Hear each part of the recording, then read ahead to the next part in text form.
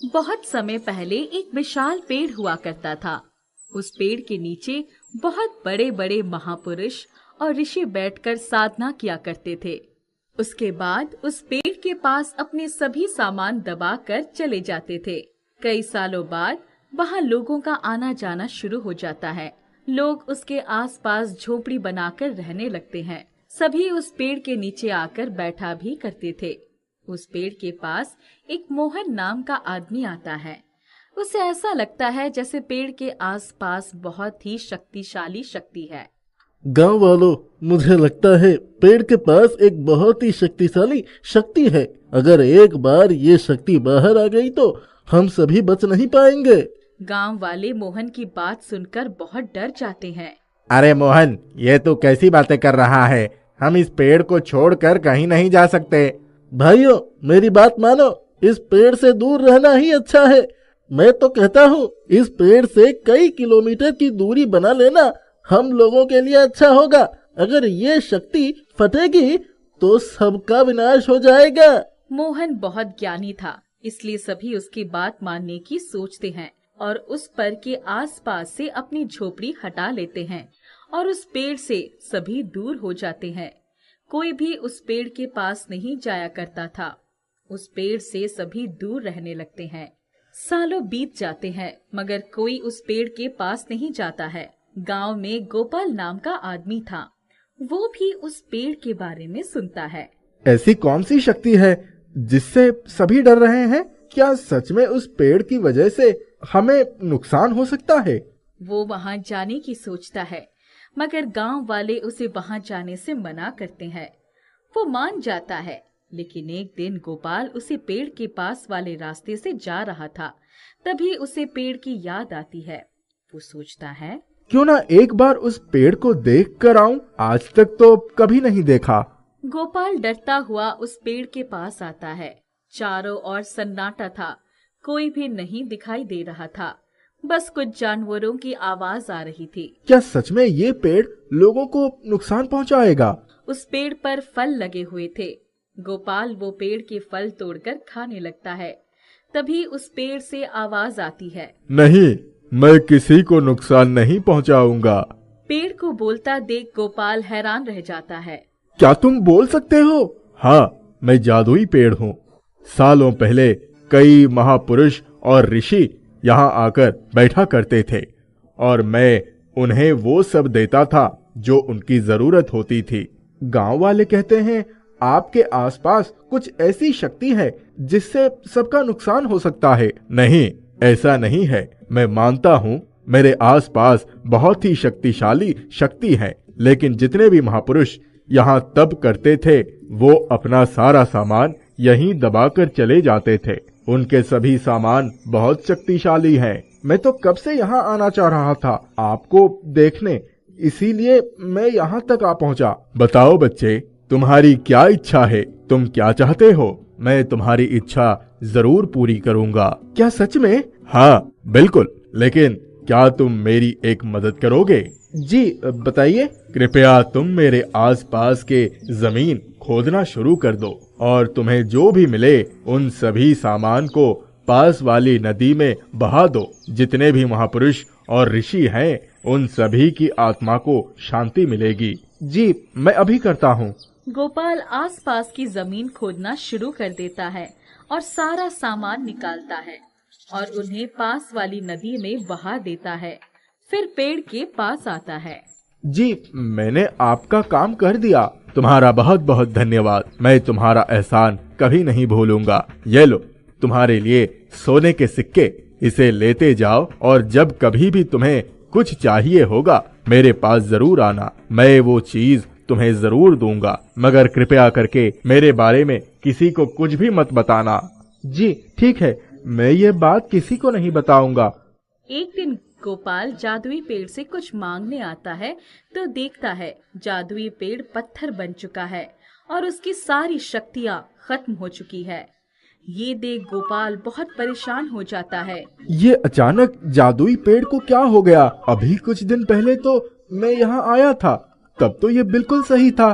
गोपाल जादुई पेड़ से पूछता है, जादुई पेड़, क्या तुम मेरी बात सुन रहे हो? कुछ बोलो तो सही। मुझे एक जूता चाहिए, कृपया मुझे एक जूता दे दो। जादुई पेड़ कुछ भी नहीं बोलता है। गोपाल पानी लेकर आता है और जादुई पेड़ पर छिड़कता है। जादुई पेड़, अब तो कुछ बोलो। बार बार कहने पर भी जादुई पेड़ कोई जवाब नहीं देता है। तो गोपाल वहीं बैठकर जोर जोर से रोने लगता है। कितने निर्दयी हो गए हो तुम, अब भी मुझ पर दया नहीं आ रही है। कुछ तो बोलो, जब तक तुम कुछ नहीं बोलोगे मैं यहाँ से नहीं जाने वाला।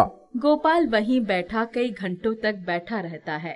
तब गोपाल को धीमी धीमी कुछ आवाजें सुनाई देती है। गोपाल, यहाँ मत बैठो, कोई फायदा नहीं। अब मैं जादुई पेड़ नहीं रहा। अब मैं वापस कभी पहले जैसा नहीं हो पाऊंगा। मुझ में इतनी शक्ति नहीं है कि मैं ज्यादा बात कर सकूं। मगर मुझे बताओ तो सही, हुआ क्या है?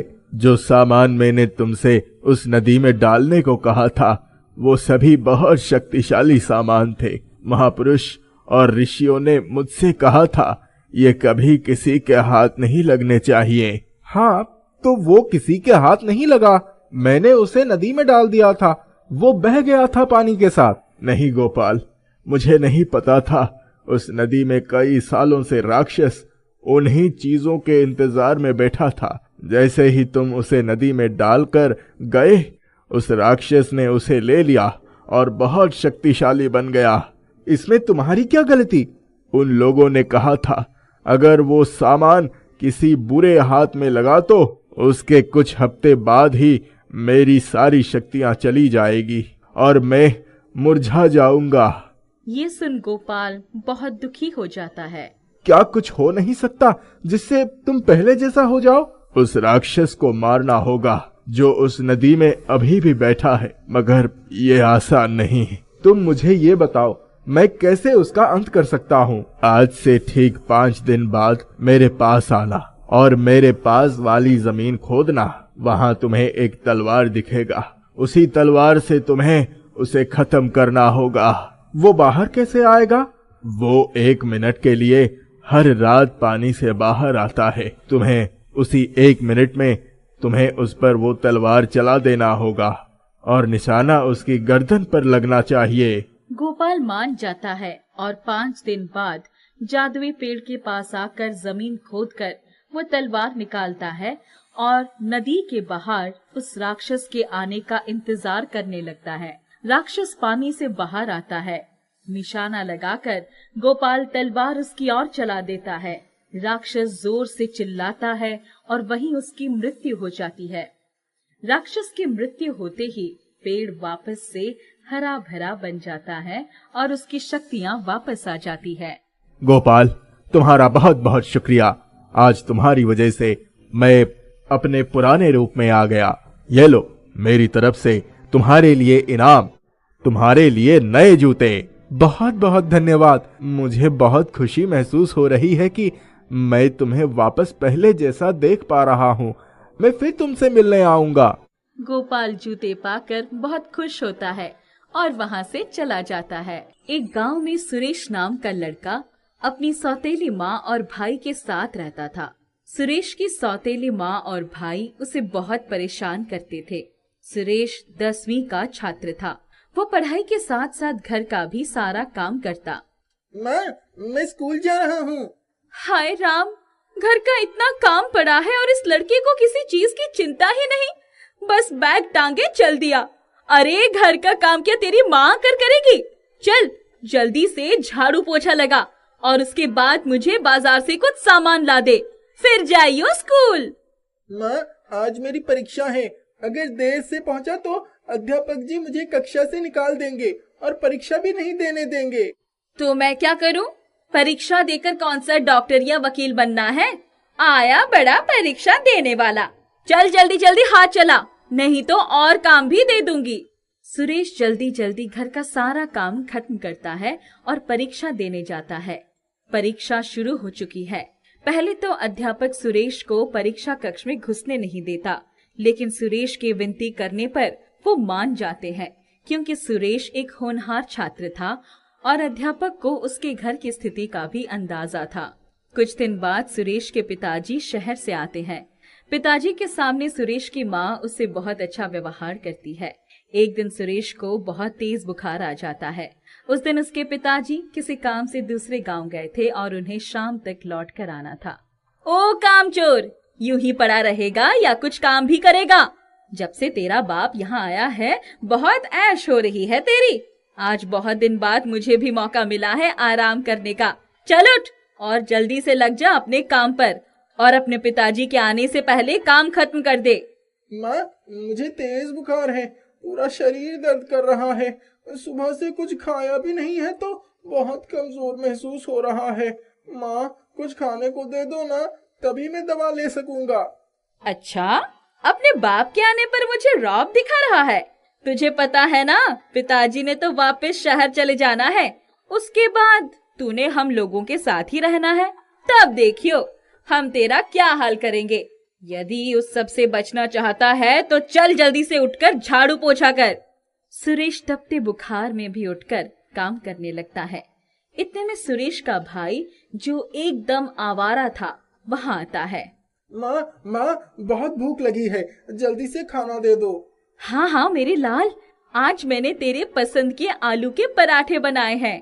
माँ, मुझे भी एक परोठा दे दो ना, बहुत भूख लगी है, बुखार भी तेज हो रहा है। तू यहाँ खड़ा खड़ा हमारी बातें सुन रहा था और ये क्या खाना खाना लगा रखा है? अंदर कल रात की 2 रोटी रखी है, उन्हें खा ले और जल्दी से काम पर लग जा। सुरेश के पिताजी ये सब देख और सुन लेते हैं। उन्हें बड़ा दुख होता है। वो चुपचाप सुरेश के पास जाते हैं। सुरेश बेटा, तुम इतनी तकलीफ सहन कर रहे थे और तुमने मुझे कभी बताया ही नहीं। कैसी तकलीफ पिताजी? मैंने तुम्हारी माँ का तुम्हारे साथ व्यवहार देखा। जब भी मैं यहाँ आता हूँ तो तुम्हारी माँ और भाई तुम्हारे साथ बहुत अच्छा व्यवहार करते हैं, इसीलिए तुम्हें लेकर निश्चिंत था। लेकिन आज जब मैं अचानक घर आया तो मैंने तुम्हारी माँ और भाई का तुम्हारे प्रति व्यवहार देखा, जिसे देखकर मुझे बहुत गुस्सा आया और मैं अभी जाके उन दोनों को इस घर से बाहर निकालता हूँ। नहीं पिताजी, ऐसा मत कीजिए। वे मेरे माँ और भाई हैं, वो मुझे पराया समझते हैं, लेकिन मैं तो उन लोगों को अपना समझता हूँ ना। मेरा विश्वास है कि एक दिन उन लोगों का मेरी प्रति व्यवहार जरूर बदलेगा। सुरेश के पिताजी सुरेश को आशीर्वाद देते हैं और उसे अपने साथ कहीं बाहर लेकर जाते हैं। पिताजी उसे गांव से कुछ दूर एक झोपड़ी में लेकर जाते हैं। उस झोपड़ी में एक संदूक रखा था। पिताजी उस संदूक में से एक तवा निकालते हैं। बेटा, तुम्हारा साफ दिल देखकर मैं तुम्हें तुम्हारे दादाजी का दिया एक अनमोल उपहार देना चाहता हूँ। ये लो, ये तवा तुम रखो। पर पिताजी, मैं इस तवे का क्या करूँगा? मेरे पास ना तो आटा है और ना ही मुझे रोटी बनाना आता है। बेटा, ये कोई आम तवा नहीं है, ये एक जादुई तवा है जिससे तुम किसी भी तरह की रोटी या पराठा मान सकते हो। इसके लिए तुम्हें आटा या तेल की आवश्यकता भी नहीं है। मुझे गोभी का पराठा चाहिए। पिताजी के इतने कहते ही उन्हें गोभी का पराठा मिल जाता है। सुरेश बड़े चाव से वो पराठा खाता है, जो बहुत ही स्वादिष्ट था। उसके बाद पिताजी सुरेश को उसका मनपसंद पराठा लेने को कहते हैं। मुझे एक आलू का पराठा और एक पनीर का पराठा चाहिए। सुरेश को उसकी पसंद के पराठे मिलते हैं। सुरेश बड़े चाव से उन्हें खाता है। बेटा, ये तवा इस झोपड़ी में ही रहना चाहिए, क्योंकि ये झोपड़ी तुम्हारे दादाजी ने एक साधु के लिए बड़े प्यार से बनाई थी और उस साधु ने तुम्हारे दादाजी को ये तवा आशीर्वाद के रूप में दिया था। लेकिन यदि ये तवा इस झोपड़ी से बाहर निकला तो इसका जादू उल्टा पड़ने लगेगा। इसीलिए तुम्हें इस बात का ध्यान रखना होगा और इसके बारे में कभी किसी को पता नहीं चलना चाहिए। आप निश्चित रहिए पिताजी, मैं इसके बारे में कभी किसी को नहीं बताऊंगा। लेकिन क्या मैं इससे बने परोठे गांव में बेचकर कुछ पैसे कमा सकता हूँ, जिससे मैं अपनी पढ़ाई लिखाई का खर्चा कर सकूं? लेकिन मैं तुम्हें हर महीने पैसे देता रहूंगा। तुम उन पैसों का उपयोग क्यों नहीं करते? वो असल में... क्या बात है बेटा? तुम मुझसे कुछ छुपा तो नहीं रहे हो? बताओ मुझे, क्या बात है? पिताजी, वो पैसे तो माँ और भाई ले लेते हैं। मैंने अभी तक स्कूल की फीस भी नहीं भरी, जिसकी वजह से मेरा नाम स्कूल से काट दिया जाएगा और फिर मैं पढ़ाई कैसे करूंगा? ठीक है बेटा। सुरेश अपने पिताजी के साथ घर वापस आ जाता है। अगले दिन उसके पिताजी शहर वापस चले जाते हैं। सुरेश की माँ उसके साथ फिर वही दुर्व्यवहार करने लगती है। लेकिन अब सुरेश में बहुत बदलाव आ चुका था। वो फटाफट घर का सारा काम खत्म करके चुपके से झोंपड़ी में जाता। मुझे 4 गोभी के परोठे चाहिए। तवे पर तुरंत ही गर्मा गर्म 4 गोभी के पराठे आ जाते हैं। सुरेश उन्हें लेकर गांव में निकला और 4 व्यक्तियों को उसने वो पराठे बेचे, जिससे उसे प्रत्येक पराठे के 20 रुपए यानी कुल 80 रुपए मिले। सुरेश ने घर जाके चुपचाप रुपए अपनी अलमारी में छुपा दिए। अब सुरेश प्रतिदिन उस झोंपड़ी में जाता। मुझे 6 परोठे आलू के और 6 परोठे पनीर के चाहिए। तवा सुरेश को गर्मा गर्म पराठे दे देता है। सुरेश वो पराठे लेकर गांव में जाकर बेचता है, जिससे उसे अच्छे पैसे मिल जाते हैं। सुरेश के पराठों का गांव में बहुत नाम होने लगा था। एक दिन सुरेश का सौतेला भाई उसे पराठे बेचते देख लेता है। ये सुरेश के पास इतने पैसे कहाँ से आए जो इतने सारे परोठे बेचने के लिए लेकर आया है? जरूर कुछ तो गड़बड़ है। माँ को जाकर बताता हूँ। माँ, जानती हो आज मैंने बाजार में क्या देखा? अरे क्या हुआ? कोई भूत वो देख लिया क्या? अरे माँ, क्या तुम भी कैसी बातें करती हो? मैंने तो उस सुरेश के बच्चे को परोठे बेचते देखा है। तू तो जाके अपने दिमाग का इलाज करा। उसके पास इतने पैसे हैं जो पराठे खरीद सके और बेच सके। तूने किसी और को देखा होगा।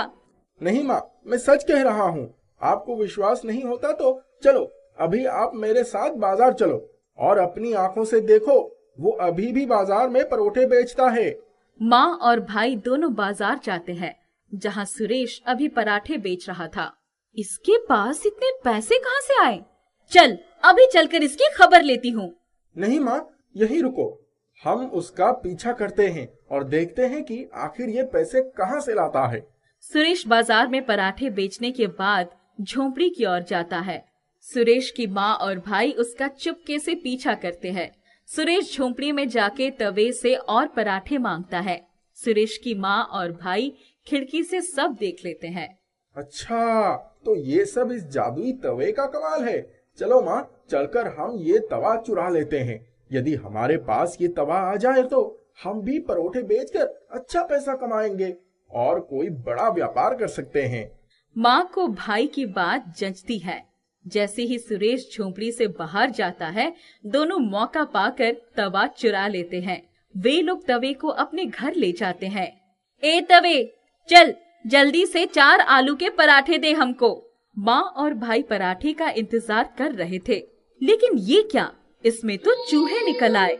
सुरेश की माँ और भाई बहुत डर जाते हैं। वे किसी तरह चूहों को भगाते हैं। माँ, चलो एक बार फिर से प्रयास करते हैं।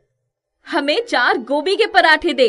इस बार उस तवे से एक सांप निकल आता है और वो सुरेश के भाई को काट लेता है। सुरेश की माँ तवा लेकर तुरंत झोंपड़ी की तरफ भागती है। सुरेश, सुरेश, बेटा अपने भाई को बचा ले बेटा। माँ रोते रोते सुरेश को सारी बात बता देती है। वो सुरेश से अपने व्यवहार की माफी मांगती है। सुरेश जल्दी से घर जाकर अपने भाई को अस्पताल लेकर जाता है और उसकी जान बचाता है। सुरेश की माँ और भाई बहुत शर्मिंदा होते हैं, क्योंकि उन्होंने सुरेश के साथ बहुत बुरा व्यवहार किया। इसके बाद भी सुरेश ने अपने भाई को बचाया। इसके बाद सुरेश की माँ और भाई का सुरेश के प्रति व्यवहार बदल जाता है और अब वे लोग सुरेश से बहुत प्यार करते हैं। सुरेश भी जादुई तवे की सहायता से पराठे बेचने का काम करता है और अच्छे पैसे कमाता है, जिनसे वो अपनी माँ और भाई की जरूरतें पूरी करता और अपनी पढ़ाई का खर्च भी करता। एक गांव में एक औरत टमाटर बेचने का काम करती थी। उसका नाम था मीरा। मीरा रोज सवेरे गांव के बाहर लगने वाली बड़ी सब्जी मंडी में जाके ताजे ताजे लाल टमाटर लाती और उन्हें गांव में घूम घूम कर बेचती। टमाटर ले लो टमाटर, ताजे ताजे लाल लाल टमाटर, टमाटर ले लो। अरे मीरा, जरा आधा किलो टमाटर तो तोल दे। सिर्फ आधा किलो? आधा किलो में क्या होता है दीदी, कम से कम 1 किलो तो लो। ताजे ताजे लाल टमाटर है, बच्चों को खिलाओगी तो टमाटर जैसे लाल लाल हो जाएंगे। अच्छा अच्छा ठीक है, 1 किलो दे दो। मीरा आगे चल पड़ती है। अरे मीरा बहन, जरा 1 किलो टमाटर तो तोल देना। क्यों नहीं भाई साहब, अभी लो। मीरा उस आदमी को 1 किलो टमाटर देके आगे बढ़ जाती है। धीरे धीरे गांव में घूमते घूमते उसके सारे टमाटर बिक जाते हैं और वो खाली टोकरा लिए घर आ जाती है। अरे वाह, आज तो अच्छी कमाई हो गई है। अगर ऐसे ही अच्छी कमाई होती रहेगी तो मैं जल्दी ही एक बड़ी दुकान खोल सकती हूँ। मीरा अपनी एक बड़ी सब्जी की दुकान खोलना चाहती थी, जिसके लिए वो पैसे जोड़ रही थी। अगले दिन मीरा जब सब्जी मंडी जाती है टमाटर खरीदने, तो उसे नजर एक दुकान के बाहर लगे टमाटर के ढेर पर पड़ी। टमाटर दिखने में अच्छे लग रहे थे, लेकिन कोई उन्हें खरीद नहीं रहा था। भैया, ये टमाटर कैसे हैं? इन्हें अलग से क्यों रखा हुआ है? बहन, ये टमाटर कुछ दिन पुराने हैं, ताजे नहीं। मैं इन्हें छटाई करके अलग निकाल देता हूँ। यदि किसी को कम कीमत पर ये टमाटर चाहिए होते हैं तो उसे दे देता हूँ, नहीं तो फेंक देता हूँ। यदि मुझे 20 किलो खरीदने हो तो कितने के पड़ेंगे? 20 किलो 300 रुपए में दे दूंगा। मैं ताजे टमाटर खरीदती हूँ जो मुझे 500 रुपए में 20 किलो के मिलते हैं, और यदि मैं ये कुछ पुराने टमाटर खरीदूं तो ये मुझे 300 रुपए में पड़ेंगे, जिसमें मुझे 200 रुपए का फायदा, और फिर मैं इन टमाटर को उस दाम पर बेचूंगी जिस पर मैं ताजे टमाटर बेचती हूँ, तो मुझे अच्छा मुनाफा हो जाएगा। मैं जल्दी ही अपनी बड़ी सी दुकान खोल सकूंगी। भैया, मुझे ये 20 किलो टमाटर दे दो। दुकानदार से मीरा 20 किलो टमाटर खरीद लेती है और गांव जाकर उसी दाम पर बेचती है जिस दाम पर वो पहले टमाटर बेचती थी। टमाटर ले लो, ताजे ताजे टमाटर। लाल लाल टमाटर खाओगे तो लाल जैसे हो जाओगे। ले लो टमाटर। अरे ओ मीरा, जरा 1 पाव टमाटर तो दे दे। क्या माँ जी, बस 1 पाव? कम से कम 1 किलो तो ले लो। अच्छा चल, एक काम कर, आधा किलो कर दो। मीरा बूढ़ी औरत को वो पुराने टमाटर उसी दाम में बेचती है जिस पर वो पहले बेचा करती थी। उस दिन भी मीरा को सभी टमाटर अच्छे दाम पर बिक जाते हैं। वो घर आकर पैसे गिनती है। अरे वाह, आज तो अच्छी कमाई हो गई है, और पुराने टमाटर खरीदकर कुछ और पैसे भी बच गए। अब तो मैं जल्दी ही एक बड़ी सी दुकान की मालकिन बन जाऊंगी। मीरा के मन में लालच घर कर गया था। अब वो प्रतिदिन मंडी से पुराने टमाटर कम दाम पर खरीदकर गांव में अच्छे दामों पर बेचती, जिससे उसके पास पैसों की खूब बचत होती। एक दिन एक औरत मीरा से उसके टमाटर की शिकायत करती है। अरे ओ मीरा, आजकल कैसे टमाटर लाती है तू? ना उसमें रस है और ना ही स्वाद। टमाटर काटो तो कुछ बदबू भी आती है, जैसे पुराने टमाटर हो। अरे ऐसे कैसे हो सकता है? मैं तो मंडी से एकदम बढ़िया ताजे टमाटर लाती हूँ। आप तो बेकार ही मुझ पर इल्जाम लगा रही है। मेरे पास उत्तम टमाटर है, लेने हैं तो ले लो, नहीं तो आगे बढ़ो। धीरे धीरे लोग इसी तरह मीरा से उसके टमाटरों की शिकायत करने लगते हैं। वो उनसे भला बुरा कहती। एक दिन, टमाटर ले लो, ताजे ताजे लाल टमाटर। अरे नहीं चाहिए तुम्हारे टमाटर, चली जाओ यहाँ से। मंडी से सड़े गले टमाटर लाकर बेचती हो और कहती हो ताजे ताजे टमाटर। जाओ जाओ यहाँ से, कहीं और जाकर बेचना सड़े गले टमाटर। मीरा वापस घर आ जाती है। अब जब भी मीरा टमाटर बेचने जाती, लोग उसे टमाटर नहीं खरीदते, उल्टा उसे भला बुरा कहते। धीरे धीरे मीरा को अपनी गलती का एहसास होता है। वो मंडी से पहले की तरह ताजे टमाटर खरीद कर लाती है। टमाटर ले लो, ताजे ताजे लाल टमाटर। अरे बड़ी बेशरम हो तुम, फिर से वापस आ गई। तुमसे कहा था ना, कोई तुमसे टमाटर नहीं खरीदेगा। अब जाओ, चली जाओ यहाँ से। मुझे माफ कर दीजिए, मुझसे बहुत बड़ी गलती हो गई। मैंने आप लोगों का विश्वास तोड़ा है। मंडी से पुराने सड़े गले टमाटर खरीदकर आप लोगों को उचित दाम पर बेचती थी। मैं एक बड़ी सी सब्जी की दुकान खोलना चाहती थी और इसलिए मेरे मन में लालच आ गया था। और अपने लालच में मैंने अपने लोगों के साथ छल किया। मुझे माफ कर दीजिए, मैं अब कभी ऐसा नहीं करूंगी। अब से मैं ताजे टमाटर ही बेचूंगी। आप चाहे तो चक्कर देख लीजिए। गांव के कुछ लोग मीरा के लाए टमाटर चक्कर देखते हैं। हाँ, ये टमाटर तो ताजे हैं, लेकिन याद रखना, यदि फिर कभी तुमने हमारे साथ छल किया तो कोई तुमसे टमाटर नहीं खरीदेगा। नहीं नहीं, फिर कभी ऐसी गलती नहीं होगी। सब लोग मीरा से टमाटर खरीदते हैं और मीरा खुशी खुशी घर वापस आ जाती। बहुत समय पहले एक विशाल पेड़ हुआ करता था। उस पेड़ के नीचे बहुत बड़े बड़े महापुरुष और ऋषि बैठकर साधना किया करते थे। उसके बाद उस पेड़ के पास अपने सभी सामान दबाकर चले जाते थे। कई सालों बाद वहाँ लोगों का आना जाना शुरू हो जाता है। लोग उसके आसपास झोपड़ी बनाकर रहने लगते हैं। सभी उस पेड़ के नीचे आकर बैठा भी करते थे। उस पेड़ के पास एक मोहन नाम का आदमी आता है। उसे ऐसा लगता है जैसे पेड़ के आसपास बहुत ही शक्तिशाली शक्ति है। गांव वालों, मुझे लगता है पेड़ के पास एक बहुत ही शक्तिशाली शक्ति है। अगर एक बार ये शक्ति बाहर आ गई तो हम सभी बच नहीं पाएंगे। गांव वाले मोहन की बात सुनकर बहुत डर जाते हैं। अरे मोहन, ये तू कैसी बातें कर रहा है? हम इस पेड़ को छोड़कर कहीं नहीं जा सकते। भाइयों, मेरी बात मानो, इस पेड़ से दूर रहना ही अच्छा है। मैं तो कहता हूँ इस पेड़ से कई किलोमीटर की दूरी बना लेना हम लोगों के लिए अच्छा होगा। अगर ये शक्ति फटेगी तो सबका विनाश हो जाएगा। मोहन बहुत ज्ञानी था, इसलिए सभी उसकी बात मानने की सोचते हैं और उस पर के आसपास से अपनी झोपड़ी हटा लेते हैं और उस पेड़ से सभी दूर हो जाते हैं। कोई भी उस पेड़ के पास नहीं जाया करता था। उस पेड़ से सभी दूर रहने लगते हैं।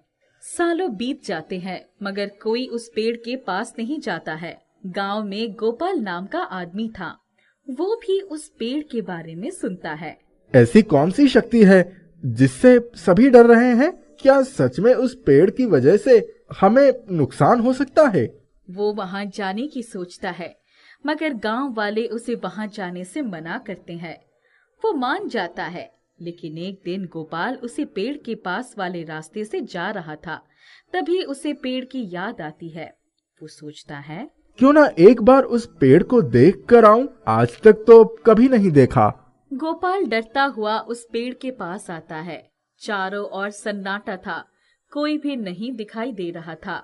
बस कुछ जानवरों की आवाज आ रही थी। क्या सच में ये पेड़ लोगों को नुकसान पहुंचाएगा? उस पेड़ पर फल लगे हुए थे। गोपाल वो पेड़ के फल तोड़कर खाने लगता है। तभी उस पेड़ से आवाज आती है, नहीं, मैं किसी को नुकसान नहीं पहुंचाऊंगा। पेड़ को बोलता देख गोपाल हैरान रह जाता है। क्या तुम बोल सकते हो? हाँ, मैं जादुई पेड़ हूँ। सालों पहले कई महापुरुष और ऋषि यहाँ आकर बैठा करते थे और मैं उन्हें वो सब देता था जो उनकी जरूरत होती थी। गांव वाले कहते हैं आपके आसपास कुछ ऐसी शक्ति है जिससे सबका नुकसान हो सकता है। नहीं, ऐसा नहीं है। मैं मानता हूँ मेरे आसपास बहुत ही शक्तिशाली शक्ति है, लेकिन जितने भी महापुरुष यहाँ तप करते थे वो अपना सारा सामान यहीं दबाकर चले जाते थे। उनके सभी सामान बहुत शक्तिशाली हैं। मैं तो कब से यहाँ आना चाह रहा था आपको देखने, इसीलिए मैं यहाँ तक आ पहुँचा। बताओ बच्चे, तुम्हारी क्या इच्छा है? तुम क्या चाहते हो? मैं तुम्हारी इच्छा जरूर पूरी करूँगा। क्या सच में? हाँ बिल्कुल, लेकिन क्या तुम मेरी एक मदद करोगे? जी बताइए। कृपया तुम मेरे आसपास के जमीन खोदना शुरू कर दो और तुम्हें जो भी मिले उन सभी सामान को पास वाली नदी में बहा दो। जितने भी महापुरुष और ऋषि हैं उन सभी की आत्मा को शांति मिलेगी। जी मैं अभी करता हूँ। गोपाल आसपास की जमीन खोदना शुरू कर देता है और सारा सामान निकालता है और उन्हें पास वाली नदी में बहा देता है। फिर पेड़ के पास आता है। जी मैंने आपका काम कर दिया। तुम्हारा बहुत बहुत धन्यवाद। मैं तुम्हारा एहसान कभी नहीं भूलूंगा। ये लो तुम्हारे लिए सोने के सिक्के। इसे लेते जाओ और जब कभी भी तुम्हें कुछ चाहिए होगा मेरे पास जरूर आना। मैं वो चीज तुम्हें जरूर दूंगा, मगर कृपया करके मेरे बारे में किसी को कुछ भी मत बताना। जी ठीक है, मैं ये बात किसी को नहीं बताऊंगा। एक दिन गोपाल जादुई पेड़ से कुछ मांगने आता है तो देखता है जादुई पेड़ पत्थर बन चुका है और उसकी सारी शक्तियाँ खत्म हो चुकी है। ये देख गोपाल बहुत परेशान हो जाता है। ये अचानक जादुई पेड़ को क्या हो गया? अभी कुछ दिन पहले तो मैं यहाँ आया था, तब तो ये बिल्कुल सही था। गोपाल जादुई पेड़ से पूछता है, जादुई पेड़, क्या तुम मेरी बात सुन रहे हो? कुछ बोलो तो सही। मुझे एक जूता चाहिए, कृपया मुझे एक जूता दे दो। जादुई पेड़ कुछ भी नहीं बोलता है। गोपाल पानी लेकर आता है और जादुई पेड़ पर छिड़कता है। जादुई पेड़, अब तो कुछ बोलो। बार बार कहने पर भी जादुई पेड़ कोई जवाब नहीं देता है तो गोपाल वहीं बैठकर जोर जोर से रोने लगता है। कितने निर्दयी हो गए हो तुम, अब भी मुझ पर दया नहीं आ रही है। कुछ तो बोलो, जब तक तुम कुछ नहीं बोलोगे मैं यहाँ से नहीं जाने वाला। गोपाल वहीं बैठा कई घंटों तक बैठा रहता है। तब गोपाल को धीमी धीमी कुछ आवाजें सुनाई देती है। गोपाल, यहाँ मत बैठो, कोई फायदा नहीं। अब मैं जादुई पेड़ नहीं रहा। अब मैं वापस कभी पहले जैसा नहीं हो पाऊंगा। मुझ में इतनी शक्ति नहीं है कि मैं ज्यादा बात कर सकूं। मगर मुझे बताओ तो सही, हुआ क्या है? जो सामान मैंने तुमसे उस नदी में डालने को कहा था वो सभी बहुत शक्तिशाली सामान थे। महापुरुष और ऋषियों ने मुझसे कहा था ये कभी किसी के हाथ नहीं लगने चाहिए। हाँ, तो वो किसी के हाथ नहीं लगा। मैंने उसे नदी में डाल दिया था, वो बह गया था पानी के साथ। नहीं गोपाल, मुझे नहीं पता था। उस नदी में कई सालों से राक्षस उन्हीं चीजों के इंतजार में बैठा था। जैसे ही तुम उसे नदी में डालकर गए, उस राक्षस ने उसे ले लिया और बहुत शक्तिशाली बन गया। इसमें तुम्हारी क्या गलती? उन लोगों ने कहा था अगर वो सामान किसी बुरे हाथ में लगा तो उसके कुछ हफ्ते बाद ही मेरी सारी शक्तियां चली जाएगी और मैं मुरझा जाऊंगा। ये सुन गोपाल बहुत दुखी हो जाता है।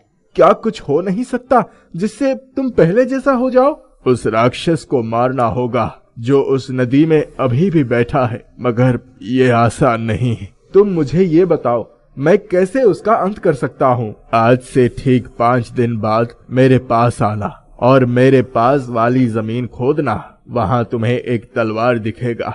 उसी तलवार से तुम्हें उसे खत्म करना होगा। वो बाहर कैसे आएगा?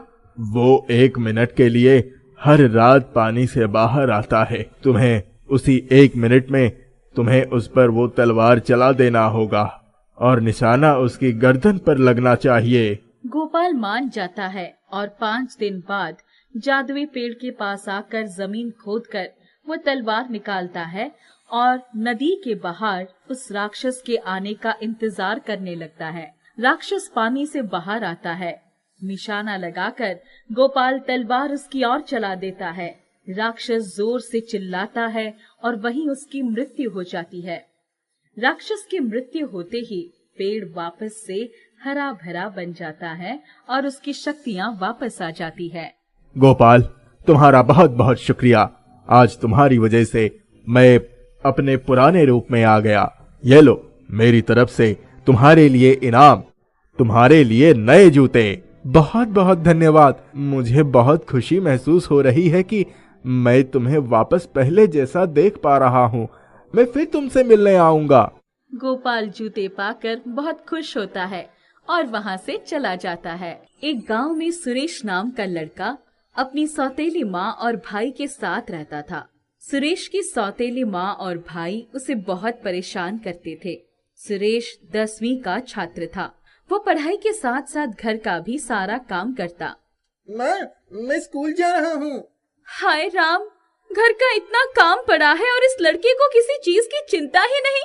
बस बैग टांगे चल दिया। अरे घर का काम क्या तेरी माँ करेगी? चल जल्दी से झाड़ू पोछा लगा और उसके बाद मुझे बाजार से कुछ सामान ला दे, फिर जाइयो स्कूल। माँ, आज मेरी परीक्षा है। अगर देर से पहुँचा तो अध्यापक जी मुझे कक्षा से निकाल देंगे और परीक्षा भी नहीं देने देंगे। तो मैं क्या करूं? परीक्षा देकर कौन सा डॉक्टर या वकील बनना है? आया बड़ा परीक्षा देने वाला। चल जल्दी जल्दी हाथ चला, नहीं तो और काम भी दे दूंगी। सुरेश जल्दी जल्दी घर का सारा काम खत्म करता है और परीक्षा देने जाता है। परीक्षा शुरू हो चुकी है। पहले तो अध्यापक सुरेश को परीक्षा कक्ष में घुसने नहीं देता, लेकिन सुरेश के विनती करने पर वो मान जाते हैं, क्योंकि सुरेश एक होनहार छात्र था और अध्यापक को उसके घर की स्थिति का भी अंदाजा था। कुछ दिन बाद सुरेश के पिताजी शहर से आते हैं। पिताजी के सामने सुरेश की माँ उससे बहुत अच्छा व्यवहार करती है। एक दिन सुरेश को बहुत तेज बुखार आ जाता है। उस दिन उसके पिताजी किसी काम से दूसरे गांव गए थे और उन्हें शाम तक लौट कर आना था। ओ कामचोर, यूं ही पड़ा रहेगा या कुछ काम भी करेगा? जब से तेरा बाप यहाँ आया है बहुत ऐश हो रही है तेरी। आज बहुत दिन बाद मुझे भी मौका मिला है आराम करने का। चल उठ और जल्दी से लग जा अपने काम पर और अपने पिताजी के आने से पहले काम खत्म कर दे। माँ, मुझे तेज बुखार है, पूरा शरीर दर्द कर रहा है। सुबह से कुछ खाया भी नहीं है तो बहुत कमजोर महसूस हो रहा है। माँ, कुछ खाने को दे दो ना, तभी मैं दवा ले सकूंगा। अच्छा, अपने बाप के आने पर मुझे रौब दिखा रहा है? तुझे पता है ना, पिताजी ने तो वापस शहर चले जाना है। उसके बाद तूने हम लोगों के साथ ही रहना है। तब देखियो हम तेरा क्या हाल करेंगे। यदि उस सब से बचना चाहता है तो चल जल्दी से उठकर झाड़ू पोछा कर। सुरेश तपते बुखार में भी उठकर काम करने लगता है। इतने में सुरेश का भाई, जो एकदम आवारा था, वहां आता है। माँ, बहुत भूख लगी है, जल्दी से खाना दे दो। हाँ हाँ मेरे लाल, आज मैंने तेरे पसंद के आलू के पराठे बनाए हैं। माँ, मुझे भी एक परोठा दे दो ना, बहुत भूख लगी है, बुखार भी तेज हो रहा है। तू यहाँ खड़ा खड़ा हमारी बातें सुन रहा था और ये क्या खाना खाना लगा रखा है? अंदर कल रात की 2 रोटी रखी है, उन्हें खा ले और जल्दी से काम पर लग जा। सुरेश के पिताजी ये सब देख और सुन लेते हैं। उन्हें बड़ा दुख होता है। वो चुपचाप सुरेश के पास जाते हैं। सुरेश बेटा, तुम इतनी तकलीफ सहन कर रहे थे और तुमने मुझे कभी बताया ही नहीं। कैसी तकलीफ पिताजी? मैंने तुम्हारी माँ का तुम्हारे साथ व्यवहार देखा। जब भी मैं यहाँ आता हूँ तो तुम्हारी माँ और भाई तुम्हारे साथ बहुत अच्छा व्यवहार करते हैं, इसीलिए तुम्हें लेकर निश्चिंत था। लेकिन आज जब मैं अचानक घर आया तो मैंने तुम्हारी माँ और भाई का तुम्हारे प्रति व्यवहार देखा, जिसे देखकर मुझे बहुत गुस्सा आया और मैं अभी जाके उन दोनों को इस घर से बाहर निकालता हूँ। नहीं नहीं पिताजी, ऐसा मत कीजिए। वे मेरे माँ और भाई हैं। वो मुझे पराया समझते हैं, लेकिन मैं तो उन लोगों को अपना समझता हूँ ना। मेरा विश्वास है कि एक दिन उन लोगों का मेरी प्रति व्यवहार जरूर बदलेगा। सुरेश के पिताजी सुरेश को आशीर्वाद देते हैं और उसे अपने साथ कहीं बाहर लेकर जाते हैं। पिताजी उसे गांव से कुछ दूर एक झोपड़ी में लेकर जाते हैं। उस झोपड़ी में एक संदूक रखा था। पिताजी उस संदूक में से एक तवा निकालते हैं। बेटा, तुम्हारा साफ दिल देखकर मैं तुम्हें तुम्हारे दादाजी का दिया एक अनमोल उपहार देना चाहता हूँ। ये लो, ये तवा तुम रखो। पर पिताजी, मैं इस तवे का क्या करूँगा? मेरे पास ना तो आटा है और ना ही मुझे रोटी बनाना आता है। बेटा, ये कोई आम तवा नहीं है, ये एक जादुई तवा है जिससे तुम किसी भी तरह की रोटी या पराठा मान सकते हो। इसके लिए तुम्हें आटा या तेल की आवश्यकता भी नहीं है। मुझे गोभी का पराठा चाहिए। पिताजी के इतने कहते ही उन्हें गोभी का पराठा मिल जाता है। सुरेश बड़े चाव से वो पराठा खाता है, जो बहुत ही स्वादिष्ट था। उसके बाद पिताजी सुरेश को उसका मनपसंद पराठा लेने को कहते हैं। मुझे एक आलू का पराठा और एक पनीर का पराठा चाहिए। सुरेश को उसकी पसंद के पराठे मिलते हैं। सुरेश बड़े चाव से उन्हें खाता है। बेटा, ये तवा इस झोपड़ी में ही रहना चाहिए, क्योंकि ये झोपड़ी तुम्हारे दादाजी ने एक साधु के लिए बड़े प्यार से बनाई थी और उस साधु ने तुम्हारे दादाजी को ये तवा आशीर्वाद के रूप में दिया था। लेकिन यदि ये तवा इस झोपड़ी से बाहर निकला तो इसका जादू उल्टा पड़ने लगेगा। इसीलिए तुम्हें इस बात का ध्यान रखना होगा और इसके बारे में कभी किसी को पता नहीं चलना चाहिए। आप निश्चित रहिए पिताजी, मैं इसके बारे में कभी किसी को नहीं बताऊंगा। लेकिन क्या मैं इससे बने परोठे गांव में बेचकर कुछ पैसे कमा सकता हूँ, जिससे मैं अपनी पढ़ाई लिखाई का खर्चा कर सकूं? लेकिन मैं तुम्हें हर महीने पैसे देता रहूंगा, तुम उन पैसों का उपयोग क्यों नहीं करते? वो असल में। क्या बात है बेटा, तुम मुझसे कुछ छुपा तो नहीं रहे हो? बताओ मुझे, क्या बात है? पिताजी, वो पैसे तो माँ और भाई ले लेते हैं। मैंने अभी तक स्कूल की फीस भी नहीं भरी, जिसकी वजह से मेरा नाम स्कूल से काट दिया जाएगा और फिर मैं पढ़ाई कैसे करूँगा? ठीक है बेटा। सुरेश अपने पिताजी के साथ घर वापस आ जाता है। अगले दिन उसके पिताजी शहर वापस चले जाते हैं। सुरेश की माँ उसके साथ फिर वही दुर्व्यवहार करने लगती है। लेकिन अब सुरेश में बहुत बदलाव आ चुका था। वो फटाफट घर का सारा काम खत्म करके चुपके से झोंपड़ी में जाता। मुझे 4 गोभी के परोठे चाहिए। तवे पर तुरंत ही गर्मा गर्म 4 गोभी के पराठे आ जाते हैं। सुरेश उन्हें लेकर गांव में निकला और 4 व्यक्तियों को उसने वो पराठे बेचे, जिससे उसे प्रत्येक पराठे के 20 रुपए यानी कुल 80 रुपए मिले। सुरेश ने घर जाके चुपचाप रुपए अपनी अलमारी में छुपा दिए। अब सुरेश प्रतिदिन उस झोंपड़ी में जाता। मुझे 6 परोठे आलू के और 6 परोठे पनीर के चाहिए। तवा सुरेश को गर्मा गर्म पराठे दे देता है। सुरेश वो पराठे लेकर गांव में जाकर बेचता है, जिससे उसे अच्छे पैसे मिल जाते हैं। सुरेश के पराठों का गांव में बहुत नाम होने लगा था। एक दिन सुरेश का सौतेला भाई उसे पराठे बेचते देख लेता है। ये सुरेश के पास इतने पैसे कहाँ से आए, जो इतने सारे परोठे बेचने के लिए लेकर आया है? जरूर कुछ तो गड़बड़ है। माँ को जाकर बताता हूँ। माँ, जानती हो आज मैंने बाजार में क्या देखा? अरे क्या हुआ? कोई भूत वो देख लिया क्या? अरे माँ, क्या तुम भी कैसी बातें करती हो? मैंने तो उस सुरेश के बच्चे को परोठे बेचते देखा है। तू तो जाके अपने दिमाग का इलाज करा। उसके पास इतने पैसे हैं जो पराठे खरीद सके और बेच सके। तूने किसी और को देखा होगा। नहीं माँ, मैं सच कह रहा हूँ। आपको विश्वास नहीं होता तो चलो अभी आप मेरे साथ बाजार चलो और अपनी आंखों से देखो, वो अभी भी बाजार में परोठे बेचता है। माँ और भाई दोनों बाजार जाते हैं, जहाँ सुरेश अभी पराठे बेच रहा था। इसके पास इतने पैसे कहाँ से आए? चल अभी चलकर इसकी खबर लेती हूँ। नहीं माँ, यहीं रुको। हम उसका पीछा करते हैं और देखते हैं कि आखिर ये पैसे कहाँ से लाता है। सुरेश बाजार में पराठे बेचने के बाद झोंपड़ी की ओर जाता है। सुरेश की माँ और भाई उसका चुपके से पीछा करते हैं। सुरेश झोंपड़ी में जाके तवे से और पराठे मांगता है। सुरेश की माँ और भाई खिड़की से सब देख लेते हैं। अच्छा, तो ये सब इस जादुई तवे का कमाल है। चलो माँ, चलकर हम ये तवा चुरा लेते हैं। यदि हमारे पास ये तवा आ जाए तो हम भी परोठे बेचकर अच्छा पैसा कमाएंगे और कोई बड़ा व्यापार कर सकते हैं। माँ को भाई की बात जंचती है। जैसे ही सुरेश झोंपड़ी से बाहर जाता है, दोनों मौका पाकर तवा चुरा लेते हैं। वे लोग तवे को अपने घर ले जाते हैं। ए तवे, चल जल्दी से 4 आलू के पराठे दे हमको। माँ और भाई पराठे का इंतजार कर रहे थे, लेकिन ये क्या, इसमें तो चूहे निकल आए। सुरेश की माँ और भाई बहुत डर जाते हैं। वे किसी तरह चूहों को भगाते हैं। माँ, चलो एक बार फिर से प्रयास करते हैं। हमें 4 गोभी के पराठे दे। इस बार उस तवे से एक सांप निकल आता है और वो सुरेश के भाई को काट लेता है। सुरेश की माँ तवा लेकर तुरंत झोंपड़ी की तरफ भागती है। सुरेश, सुरेश, बेटा अपने भाई को बचा ले बेटा।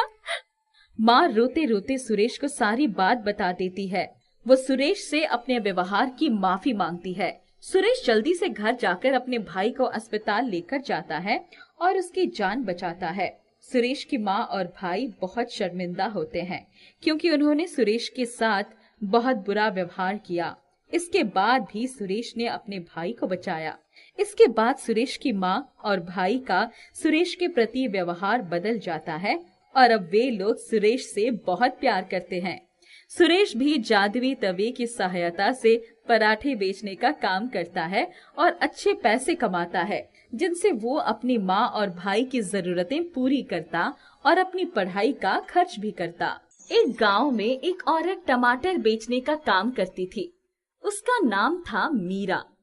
मीरा रोज सवेरे गांव के बाहर लगने वाली बड़ी सब्जी मंडी में जाके ताजे ताजे लाल टमाटर लाती और उन्हें गांव में घूम घूम कर बेचती। टमाटर ले लो टमाटर, ताजे ताजे लाल लाल टमाटर, टमाटर ले लो। अरे मीरा, जरा आधा किलो टमाटर तो तोल दे। सिर्फ आधा किलो? आधा किलो में क्या होता है दीदी, कम से कम 1 किलो तो लो। ताजे ताजे लाल टमाटर है, बच्चों को खिलाओगी तो टमाटर जैसे लाल लाल हो जाएंगे। अच्छा ठीक है, 1 किलो दे दो। मीरा आगे चल पड़ती है। अरे मीरा बहन, जरा 1 किलो टमाटर तो तोल देना। क्यों नहीं भाई साहब, अभी लो। मीरा उस आदमी को 1 किलो टमाटर देके आगे बढ़ जाती है। धीरे धीरे गांव में घूमते घूमते उसके सारे टमाटर बिक जाते हैं और वो खाली टोकरा लिए घर आ जाती है। अरे वाह, आज तो अच्छी कमाई हो गई है। अगर ऐसे ही अच्छी कमाई होती रहेगी तो मैं जल्दी ही एक बड़ी दुकान खोल सकती हूँ। मीरा अपनी एक बड़ी सब्जी की दुकान खोलना चाहती थी, जिसके लिए वो पैसे जोड़ रही थी। अगले दिन मीरा जब सब्जी मंडी जाती है टमाटर खरीदने, तो उसे नजर एक दुकान के बाहर लगे टमाटर के ढेर पर पड़ी। टमाटर दिखने में अच्छे लग रहे थे, लेकिन कोई उन्हें खरीद नहीं रहा था। भैया, ये टमाटर कैसे हैं? इन्हें अलग से क्यों रखा हुआ है? बहन, ये टमाटर कुछ दिन पुराने हैं, ताजे नहीं। मैं इन्हें छटाई करके अलग निकाल देता हूँ। यदि किसी को कम कीमत पर ये टमाटर चाहिए होते हैं तो उसे दे देता हूँ, नहीं तो फेंक देता हूँ। यदि मुझे 20 किलो खरीदने हो तो कितने के पड़ेंगे? 20 किलो 300 रुपए में दे दूंगा। मैं ताजे टमाटर खरीदती हूँ जो मुझे 500 रुपए में 20 किलो के मिलते हैं, और यदि मैं ये कुछ पुराने टमाटर खरीदूं तो ये मुझे 300 रुपए में पड़ेंगे, जिसमें मुझे 200 रुपए का फायदा, और फिर मैं इन टमाटर को उस दाम पर बेचूंगी जिस पर मैं ताजे टमाटर बेचती हूँ, तो मुझे अच्छा मुनाफा हो जाएगा। मैं जल्दी ही अपनी बड़ी सी दुकान खोल सकूंगी। भैया, मुझे ये 20 किलो टमाटर दे दो। दुकानदार से मीरा 20 किलो टमाटर खरीद लेती है और गांव जाकर उसी दाम पर बेचती है जिस दाम पर वो पहले टमाटर बेचती थी। टमाटर ले लो, ताजे ताजे टमाटर। लाल लाल टमाटर खाओगे तो लाल जैसे हो जाओगे। ले लो टमाटर। अरे ओ मीरा, जरा 1 पाव टमाटर तो दे दे। क्या माँ जी, बस 1 पाव? कम से कम 1 किलो तो ले लो। अच्छा चल, एक काम कर, आधा किलो कर दो। मीरा बूढ़ी औरत को वो पुराने टमाटर उसी दाम में बेचती है जिस पर वो पहले बेचा करती थी। उस दिन भी मीरा को सभी टमाटर अच्छे दाम पर बिक जाते हैं। वो घर आकर पैसे गिनती है। अरे वाह, आज तो अच्छी कमाई हो गई है और पुराने टमाटर खरीदकर कुछ और पैसे भी बच गए। अब तो मैं जल्दी ही एक बड़ी सी दुकान की मालकिन बन जाऊंगी। मीरा के मन में लालच घर कर गया था। अब वो प्रतिदिन मंडी से पुराने टमाटर कम दाम पर खरीदकर गांव में अच्छे दामों पर बेचती, जिससे उसके पास पैसों की खूब बचत होती। एक दिन एक औरत मीरा से उसके टमाटर की शिकायत करती है। अरे ओ मीरा, आजकल कैसे टमाटर लाती है तू? ना उसमें रस है और ना ही स्वाद। टमाटर काटो तो कुछ बदबू भी आती है, जैसे पुराने टमाटर हो। अरे ऐसे कैसे हो सकता है? मैं तो मंडी से एकदम बढ़िया ताजे टमाटर लाती हूँ। आप तो बेकार ही मुझ पर इल्जाम लगा रही है। मेरे पास उत्तम टमाटर है, लेने हैं तो ले लो, नहीं तो आगे बढ़ो। धीरे धीरे लोग इसी तरह मीरा से उसके टमाटरों की शिकायत करने लगते हैं। वो उनसे भला बुरा कहती। एक दिन, टमाटर ले लो, ताजे ताजे लाल टमाटर। अरे नहीं चाहिए तुम्हारे टमाटर, चली जाओ यहाँ से। मंडी से सड़े गले टमाटर लाकर बेचती हो और कहती हो ताजे ताजे टमाटर। जाओ जाओ यहाँ से, कहीं और जाकर बेचना सड़े गले टमाटर। मीरा वापस घर आ जाती है। अब जब भी मीरा टमाटर बेचने जाती, लोग उसे टमाटर नहीं खरीदते, उल्टा उसे भला बुरा कहते। धीरे धीरे मीरा को अपनी गलती का एहसास होता है। वो मंडी से पहले की तरह ताजे टमाटर खरीद कर लाती है। टमाटर ले लो, ताजे ताजे लाल टमाटर। अरे बड़ी बेशरम हो तुम, फिर से वापस आ गई। तुमसे कहा था ना कोई तुमसे टमाटर नहीं खरीदेगा। अब जाओ, चली जाओ यहाँ से। मुझे माफ कर दीजिए, मुझसे बहुत बड़ी गलती हो गई। मैंने आप लोगों का विश्वास तोड़ा है। मंडी से पुराने सड़े गले टमाटर खरीदकर आप लोगों को ऊंचे दाम पर बेचती थी।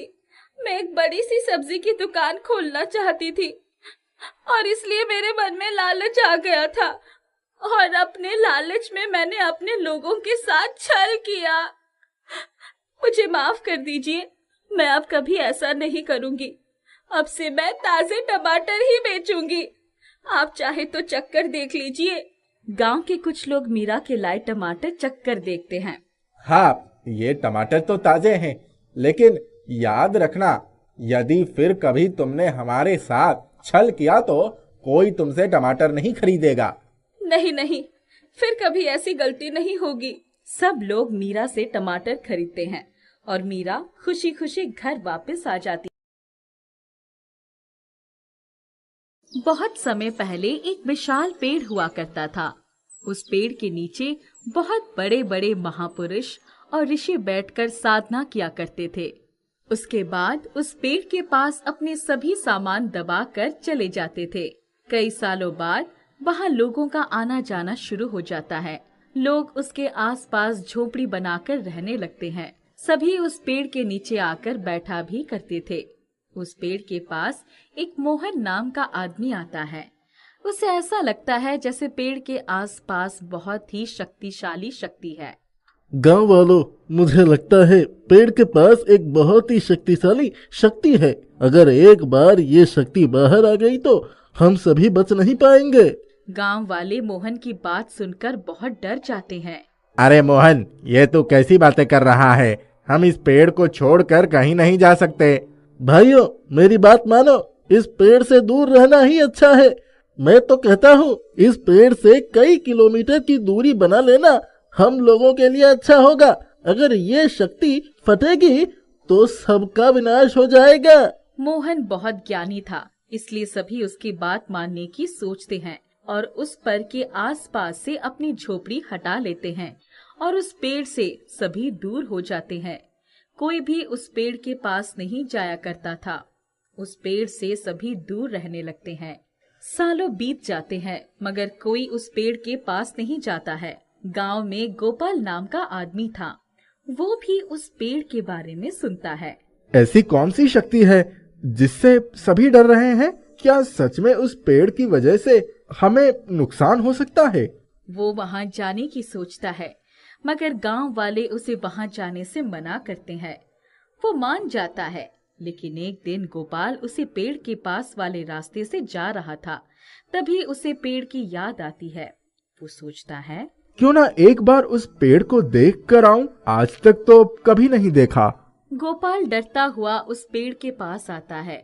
चारों ओर सन्नाटा था, कोई भी नहीं दिखाई दे रहा था। बस कुछ जानवरों की आवाज आ रही थी। क्या सच में ये पेड़ लोगों को नुकसान पहुंचाएगा? उस पेड़ पर फल लगे हुए थे।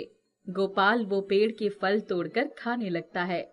तभी उस पेड़ से आवाज आती है, नहीं, मैं किसी को नुकसान नहीं पहुंचाऊंगा। पेड़ को बोलता देख गोपाल हैरान रह जाता है। क्या तुम बोल सकते हो? हाँ, मैं जादुई पेड़ हूँ। सालों पहले कई महापुरुष और ऋषि यहाँ आकर बैठा करते थे और मैं उन्हें वो सब देता था जो उनकी जरूरत होती थी। गांव वाले कहते हैं आपके आसपास कुछ ऐसी शक्ति है जिससे सबका नुकसान हो सकता है। नहीं, ऐसा नहीं है। मैं मानता हूँ मेरे आसपास बहुत ही शक्तिशाली शक्ति है, लेकिन जितने भी महापुरुष यहाँ तप करते थे वो अपना सारा सामान यहीं दबाकर चले जाते थे। उनके सभी सामान बहुत शक्तिशाली हैं। मैं तो कब से यहाँ आना चाह रहा था आपको देखने, इसीलिए मैं यहाँ तक आ पहुँचा। बताओ बच्चे, तुम्हारी क्या इच्छा है? तुम क्या चाहते हो? मैं तुम्हारी इच्छा जरूर पूरी करूँगा। क्या सच में? हाँ बिल्कुल, लेकिन क्या तुम मेरी एक मदद करोगे? जी बताइए। कृपया तुम मेरे आसपास के जमीन खोदना शुरू कर दो और तुम्हें जो भी मिले उन सभी सामान को पास वाली नदी में बहा दो। जितने भी महापुरुष और ऋषि हैं उन सभी की आत्मा को शांति मिलेगी। जी, मैं अभी करता हूँ। गोपाल आसपास की जमीन खोदना शुरू कर देता है और सारा सामान निकालता है और उन्हें पास वाली नदी में बहा देता है। फिर पेड़ के पास आता है। जी, मैंने आपका काम कर दिया। तुम्हारा बहुत बहुत धन्यवाद। मैं तुम्हारा एहसान कभी नहीं भूलूंगा। ये लो तुम्हारे लिए सोने के सिक्के, इसे लेते जाओ और जब कभी भी तुम्हें कुछ चाहिए होगा मेरे पास जरूर आना। मैं वो चीज तुम्हें जरूर दूंगा, मगर कृपया करके मेरे बारे में किसी को कुछ भी मत बताना। जी ठीक है, मैं ये बात किसी को नहीं बताऊंगा। एक दिन गोपाल जादुई पेड़ से कुछ मांगने आता है तो देखता है जादुई पेड़ पत्थर बन चुका है और उसकी सारी शक्तियाँ खत्म हो चुकी है। ये देख गोपाल बहुत परेशान हो जाता है। ये अचानक जादुई पेड़ को क्या हो गया? अभी कुछ दिन पहले तो मैं यहाँ आया था, तब तो ये बिल्कुल सही था। गोपाल जादुई पेड़ से पूछता है, जादुई पेड़, क्या तुम मेरी बात सुन रहे हो? कुछ बोलो तो सही। मुझे एक जूता चाहिए, कृपया मुझे एक जूता दे दो। जादुई पेड़ कुछ भी नहीं बोलता है। गोपाल पानी लेकर आता है और जादुई पेड़ पर छिड़कता है। जादुई पेड़, अब तो कुछ बोलो। बार बार कहने पर भी जादुई पेड़ कोई जवाब नहीं देता है तो गोपाल वहीं बैठकर जोर जोर से रोने लगता है। कितने निर्दयी हो गए हो तुम, अब भी मुझ पर दया नहीं आ रही है। कुछ तो बोलो। जब तक तुम कुछ नहीं बोलोगे मैं यहाँ से नहीं जाने वाला। गोपाल वहीं बैठा कई घंटों तक बैठा रहता है। तब गोपाल को धीमी धीमी कुछ आवाजें सुनाई देती है। गोपाल, यहाँ मत बैठो, कोई फायदा नहीं। अब मैं जादुई पेड़ नहीं रहा। अब मैं वापस कभी पहले जैसा नहीं हो पाऊंगा। मुझ में इतनी शक्ति नहीं है कि मैं ज्यादा बात कर सकूं। मगर मुझे बताओ तो सही, हुआ क्या है? जो सामान मैंने तुमसे उस नदी में डालने को कहा था वो सभी बहुत शक्तिशाली सामान थे। महापुरुष और ऋषियों ने मुझसे कहा था ये कभी किसी के हाथ नहीं लगने चाहिए। हाँ, तो वो किसी के हाथ नहीं लगा। मैंने उसे नदी में डाल दिया था, वो बह गया था पानी के साथ। नहीं गोपाल, मुझे नहीं पता था। उस नदी में कई सालों से राक्षस उन्हीं चीजों के इंतजार में बैठा था। जैसे ही तुम उसे नदी में डालकर गए उस राक्षस ने उसे ले लिया और बहुत शक्तिशाली बन गया। इसमें तुम्हारी क्या गलती? उन लोगों ने कहा था अगर वो सामान किसी बुरे हाथ में लगा तो उसके कुछ हफ्ते बाद ही मेरी सारी शक्तियां चली जाएगी और मैं मुरझा जाऊंगा। ये सुन गोपाल बहुत दुखी हो जाता है। क्या कुछ हो नहीं सकता जिससे तुम पहले जैसा हो जाओ? उस राक्षस को मारना होगा जो उस नदी में अभी भी बैठा है, मगर ये आसान नहीं। तुम मुझे ये बताओ मैं कैसे उसका अंत कर सकता हूँ? आज से ठीक 5 दिन बाद मेरे पास आना और मेरे पास वाली जमीन खोदना। वहाँ तुम्हें एक तलवार दिखेगा, उसी तलवार से तुम्हें उसे खत्म करना होगा। वो बाहर कैसे आएगा? वो 1 मिनट के लिए हर रात पानी से बाहर आता है। तुम्हें उसी 1 मिनट में तुम्हें उस पर वो तलवार चला देना होगा और निशाना उसकी गर्दन पर लगना चाहिए। गोपाल मान जाता है और 5 दिन बाद जादुई पेड़ के पास आकर जमीन खोदकर वो तलवार निकालता है और नदी के बाहर उस राक्षस के आने का इंतजार करने लगता है। राक्षस पानी से बाहर आता है। निशाना लगाकर गोपाल तलवार उसकी ओर चला देता है। राक्षस जोर से चिल्लाता है और वहीं उसकी मृत्यु हो जाती है। राक्षस की मृत्यु होते ही पेड़ वापस से हरा भरा बन जाता है और उसकी शक्तियाँ वापस आ जाती है। गोपाल, तुम्हारा बहुत बहुत शुक्रिया। आज तुम्हारी वजह से मैं अपने पुराने रूप में आ गया।